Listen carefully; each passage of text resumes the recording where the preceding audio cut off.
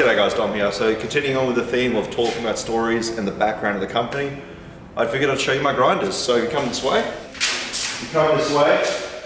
We're doing some zoos over here. Just doing some Kydex work for zoos and bussies because it's money.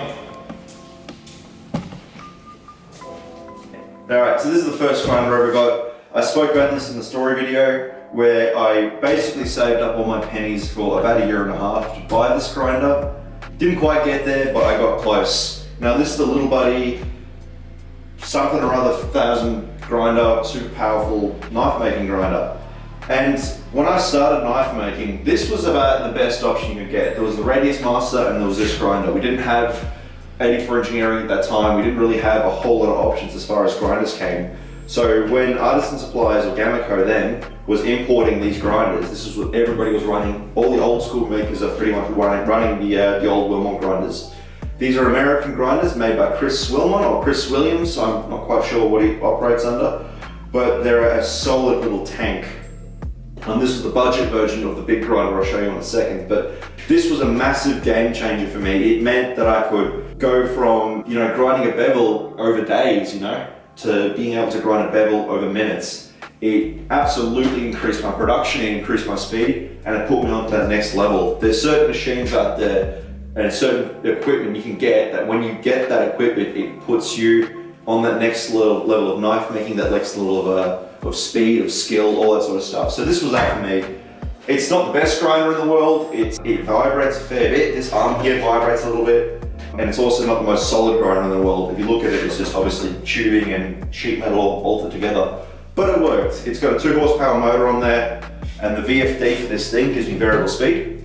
And this thing will crank at full speed. I use this as my high speed grinder, because this thing will go up to 80 hertz, and on 80 hertz with a ceramic belt, this thing's fucking cooking. Over here, we've got the Tag 101 grinder. So when I first started getting into knife making, I learned a lot through YouTube.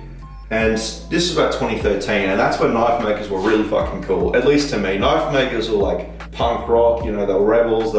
They were breaking the rules and making cool shit. Those guys are my heroes. And most of those guys were running this grinder, the Tag 101. So when I was actually saving up for a grinder, I wanted one of these things. I had one of these on my desktop for about a year when I was saving up for one. Now this is about a $5,000 grinder. I didn't pay $5,000.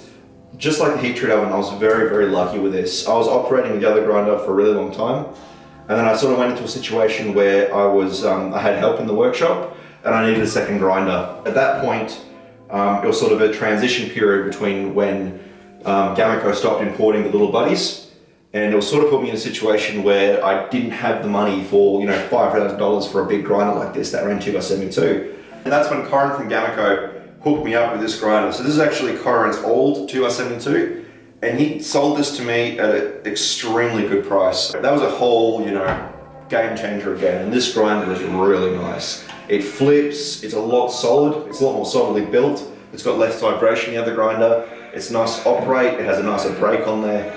Every single thing about this grinder is nicer, except the speed. It's a lot torquier, but it doesn't have the same speed as the other grinder. So I do sort of bounce between the two. This gives me the opportunity to have a student in either corner and have 2 students at the same time. It means they get a better price, it means I make a little bit more money. That's the way it kind of helps out. Now the last little bit of grinder stuff is my disc grinder. So this is a sort of homebrew job. 84 Engineering sells the discs, and the motor and everything you've got to kind of bolt on separately. I never thought I wanted a disc grinder. I thought disc grinders were bullshit, and they were just they weren't for me. Until I bought one of these things. I actually had one of these things sitting in my factory, disassembled, ready to be wired up for about a year. I just bought it on impulse and just sat there because I didn't think I needed it. And then when I finally hooked it up, I fell in love with it. I use the disc grinder every single fucking day, and I think it's one of the most critical things you'll ever have as a knife maker. If you've got a 2x72, you've got a disc grinder, and you've got a draw press, you can make damn near anything. So this is a huge thing that I didn't think I needed. It's really nice, it flat grinds, all that sort of stuff. It lets you get a really nice flat bevel. It's just nice to have a really nice broad area for like radiusing handles, for flattening up blocks. I do almost everything with the disc grinder at some point. Now, this is where we sort of have to look at expansion.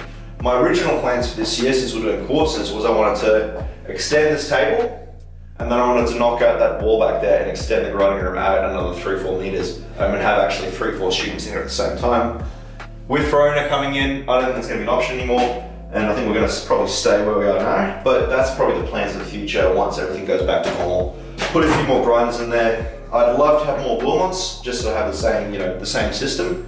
But I don't think it's going to happen since Scameco stopped importing them. Maybe I'm lucky I can get one secondhand, but we'll see. It'd just be nice, obviously, to have the same system work between all my grinders. Sandbars cabinets, we'll talk about them in another video. And yeah, that's essentially our grinders. We've got all the little attachments for that, and I'll probably talk about that again in another video. But those are the DB grinders. Hope you enjoyed the video. Thanks for looking, and we'll have a new video tomorrow.